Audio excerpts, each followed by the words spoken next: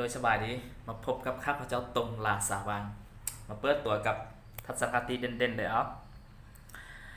ถ้าหากว่าท่านอยากรู้สึกว่าความร่ำรวยเป็นจังไดจงนับสิ่งของที่ท่านมี เข้าใจปะถ้าถ้าอยากรู้สึกว่าตัวเองรวยซ้ำใดความรวยเป็นจังไดนับเขียนรายการทุกอย่างที่ท่านมีออกมาเลยสิ่งของฟุ่มเฟือยเสื้อผ้าทุกอย่างของประจำเป็นโซฟาโต๊ะตั้งตู้เย็นรถมือถือทุกอย่างบัตรทุกสิ่งทุกอย่างจดเป็นรายการออกมาบวกออกมาแล้วท่านจะรู้สึกว่าตัวเองรวยซ้ำใดมันเกี่ยวข้องกับข้อนี้ก็คือการบริหารรายรับรายจ่ายผ่านมาเคยเว่าไปอยู่2ข้อแล้วเรื่องความรู้เรื่องเงินหนึ่งก็คือหาเงินให้ได้หลายหาเงินให้ได้หลายต้องมีรายได้หลายทาง2การปกป้องเงินตัวเองผมก็ปกป้องเงินตัวเองจากครอบครัวจากรัฐบาลจากนักต้มตุนจากบริษัทบล็อกเกอร์ต่างๆนักลงทุนผู้ปลอมต่างๆวันนี้ข้อที่3การบริหารการจัดงบประมาณก็คือการบริหารรายรับรายจ่ายหลายคนคาดความรู้ด้านนี้นะต่อให้หาเงินได้หลายซ้ำใดถ้าหากว่าท่านบ่มีการบริหารรายรับรายจ่ายท่านก็จะบ่มีเงินออมนะเก็บเงินบ่ได้เพราะฉะนั้นมาเรียนรู้เรื่องการบริหารรายรับรายจ่ายไปนำกันเลยจะมาเน้นใช้เรื่องบุคคลแต่ว่าจะว่าผ่านเรื่องรัฐบาลกับบริษัทองค์กรขนาดใหญ่อย่างรัฐบาลเขาจะบริหารเงินแบบลักษณะเฉพาะของเขาไผ่ห้ามบริหารแบบนี้นะตัวเองจะยากจนหลงถ้าบริหารแบบรัฐบาลเพราะว่ารัฐบาลจะเน้นใส่สาธารณประโภคและจะได้ผลตอบแทนทางอ้อมก็คือภาษี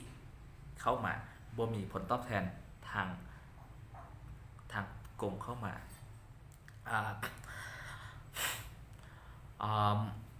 บริรัฐบาลจะบริหารแบบคาดดุลงบเกินดุลและงบคาดดุลงบเกินดุลก็คือว่ามีรายรับหลายกว่ารายจ่ายน้อยกว่ารายรับนั่นคืองบเกินดุลถ้างบคาดดุลก็คือมีรายจ่ายเกินกว่ารายรับที่ได้มาทุกๆกระทรวงทุกๆรัฐบาลในโลกล้วนแล้วแต่บริหารแบบคาดดุลมาตลอดแล้วกรณีคาดดุลล่ะรัฐบาลเฮ็ดแนวใดมีหลายทาง1ภาษีมันหลักๆเลยล่ะ2พิมพ์เงินจะนำไปสู่ภาวะเงินเฟ้อหลายนะพิมพ์เงินออกมาใช้3ยืมเงินออก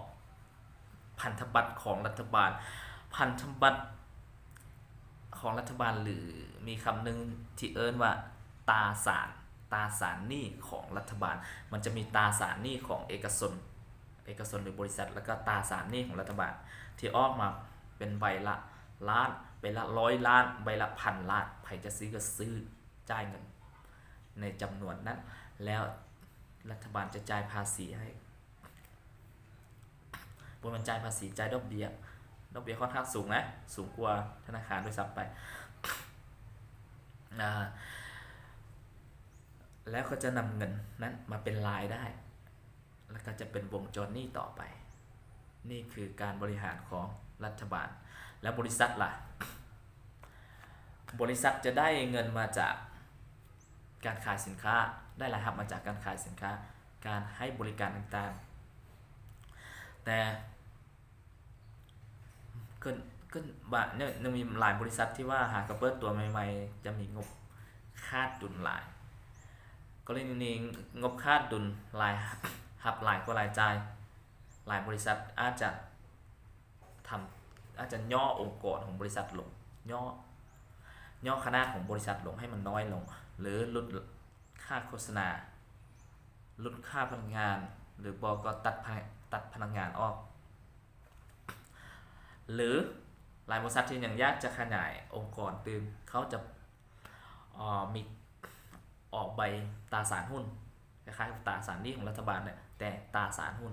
ขายหุ้นของบริษัทนั้นออกไปในจำนวนใดจำนวนหนึ่งแต่ยังบ่แม่นเข้าตลาดหลักทรัพย์นะตลาดหลักทรัพย์แม่นคือการเอาบริษัทเอกชนเข้าไปเป็นบริษัทมหาชนแล้วแบ่งหุ้นออกเป็นหลายๆหุ้นท่านจะซื้อจับหุ้นก็ได้หุ้นหนึ่งมี 10,000 บอก20,000บอกท่านจะซื้อเป็น100หุ้น1,000หุ้นก็ขึ้นอยู่กับท่านแต่การที่จะเอาบริษัทเอกชนเข้าเป็นบริษัทมหาชนต้องได้ผ่านหลายอย่างค่อนข้างยากเพราะฉะนั้นอย่าไปบนอื่นเลยซะกลับมาการออกตราสารหุ้นของบริษัทจะเป็นหุ้นสมมติว่าซื้อจากเปอร์เซ็นต์10%ของบริษัท20%ของบริษัทแล้วบริษัทจะนำเงินจำนวนนั้นมาบริหารงานให้กับบริษัทแต่ก็ต้องศึกษานะพยายามไปซื้อตราสารหุ้นของบริษัทบางทีบริษัทที่ว่าตกยุคไปแล้วอย่างเช่นบริษัทที่บ่มีการพัฒนาเรื่องเทคโนโลยีมาใหม่ๆก็จะล่าหลังลงไปเรื่อยๆนะและต้องศึกษาถ้าเราไปมีเงินหลายอยากจะไปลงทุนในตราสารหุ้นของบริษัทก็ศึกษาให้ดี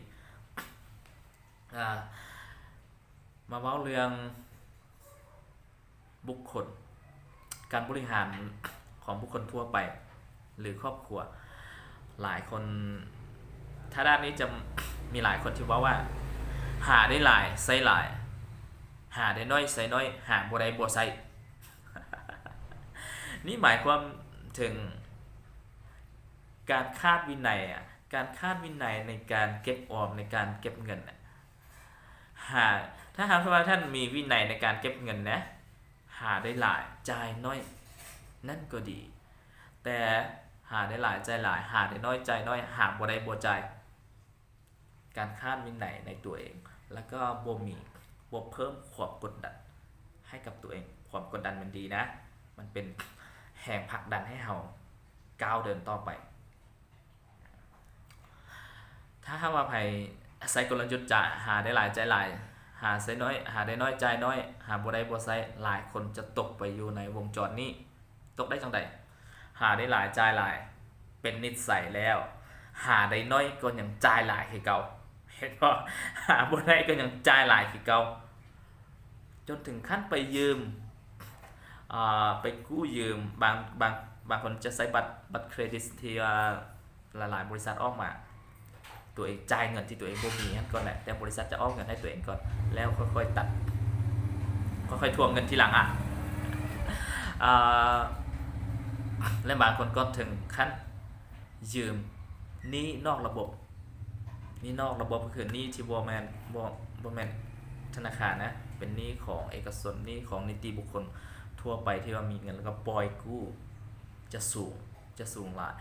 บางที่ฮอด 30% ต่อปีสูงนะ 30% ธนาคารถ้าว่าท่านผ่านถึงธนาคารเอกสารของท่านผ่านที่จะมาลงทุนได้เพียง 10 ถึง 11% เท่านั้นเพราะฉะนั้นจงระวังนี่คำว่าหนี้สินมันมีอยู่2อย่างนะหนี้สินที่ดีและหนี้สินที่บ่ดีอย่าคิดว่าหนี้สินเป็นสิ่งที่บ่ดีหนี้สินที่ดีก็คือหนี้สินที่ดีก็คือหนี้สินที่ท่านกู้ยืมมาเพื่อซื้อทรัพย์สินเพื่อสร้างทรัพย์สินแล้วทรัพย์สินตัวนั้นจะพิมพ์เงินที่ออกมาจ่ายคืนให้กับธนาคารโดยเกินจากเปอร์เซ็นต์ที่ท่านยืมจากธนาคารมานั่นคือหนี้สินที่ดีส่วนหนี้สินที่บ่ดีล่ะคือหนี้สินบริโภคท่านยืมมาใช้จ่ายยืมมาซื้อเสื้อผ้าซื้อสิ่งของฟุ่มเฟือยก็คือซื้อขี้เหงื่อหั่นแหละเพราะทุกสิ่งทุกอย่างที่ท่านซื้อมาถ้าหากว่าท่านบ่มีประโยชน์แก่ท่านแล้วมันจะกลายเป็นขี้เหงื่อนะเพราะฉะนั้น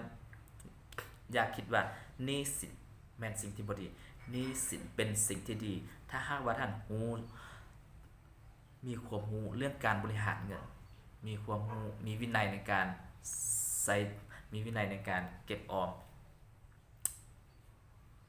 มีการควบคุมตัวเองในการใช้จ่ายท่านสามารถใช้หนี้สินเพื่อมาสร้างทรัพย์สินได้รู้สึกว่าจะกลายเป็น แล้วการควรจะให้ในไหนเรื่องการเก็บออมการเก็บออมจะแบ่งอะไรถ้าหากว่าท่านมีรายได้ทุกรายได้ของท่านถ้าเป็นคนธรรมดาแบบหากว่าท่านที่ว่าเป็นนายของตัวเองเฮ็ดเวียกของตัวเองแบ่งออกมาทุกรายได้ที่ท่านได้มาในแต่ละอาทิตย์ในแต่ละเดือนแบ่งเป็นเปอร์เซ็นต์เลยเก็บไว้ 10% 15% 3% 30% ขึ้นกับความสามารถของท่านถ้าหากว่าแต่จะแนะนำกลางๆเลยอย่างน้อยต้องเก็บได้ 15%ถ้าเทียบใส่ภาวะเงินเฟ้ออยู่บ้านเราต้องเก็บให้ได้ 15% ขึ้นไปอ๋อหลายคนว่าอ๋อแล้ว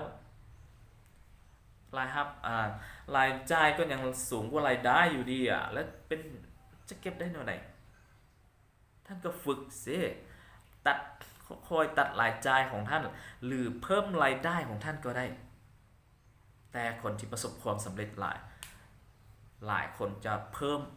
รายได้บ่แม่นลดรายจ่ายนั่นคือสร้างแรงผลักดันให้ตัวเองนะ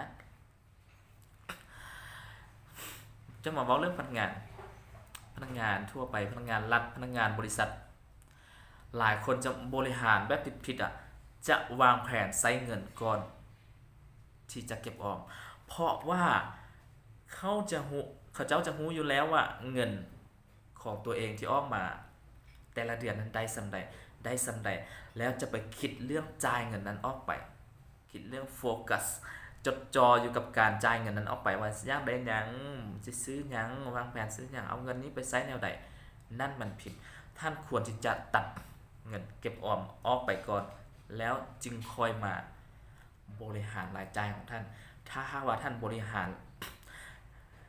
ท่านเก็บเงินออมออกไปแล้วนะออกไป 3% ยังเหลือ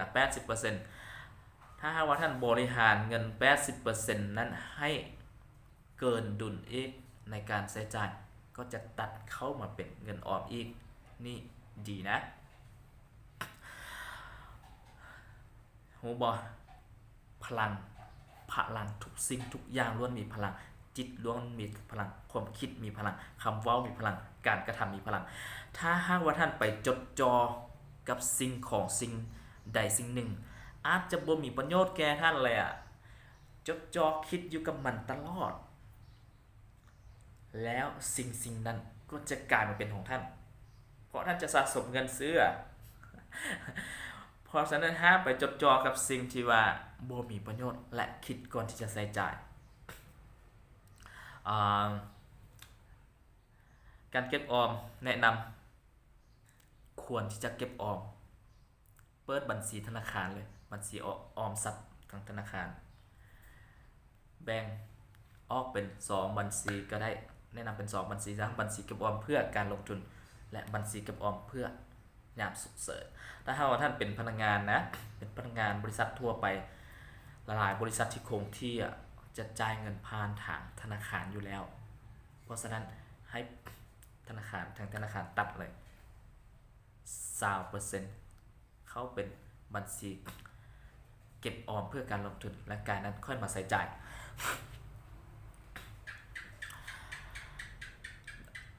การเก็บออมเงินเป็นบาทกาวทำอิฐสุการลงทุนถ้าหากว่าท่านคาดวินัยในการเก็บออมท่านก็จะบ่มีเงินในการที่จะนำไปลงทุนเพราะฉะนั้นจงเก็บออมก่อนที่ท่านจะใช้จ่ายอย่าไปโฟกัสกับสิ่งของที่ท่านมีสิ่งของที่ท่านอยากได้อย่าไปคิดอยู่กับมันเพราะท่านจะเพ่งจิตของท่านไปแล้วสิ่งของสิ่งนั้นจะกลายมาเป็นของท่านในที่สุดเข้าใจถ้าหากว่าใครอยากก้าวสู่การลงทุนอย่าพลาดคลิปต่อไปและคลิปที่ผ่านมาก็คือการสร้างความปรารถนาให้ตัวเองเฮ็ดให้ตัวเองอยู่เหนือเหตุผลทุกสิ่งทุกอย่างล้วนมีเหตุผลแต่ตัวเองต้องอยู่เหนือเหตุผลที่จะมาหยุดยั้งตัวเองได้นั้นท่านจึงจะก้าวไปได้เพราะเหตุผลทุกอย่างอาจจะหยุดยั้งท่านไว้ขอบใจฝากติดตามแน่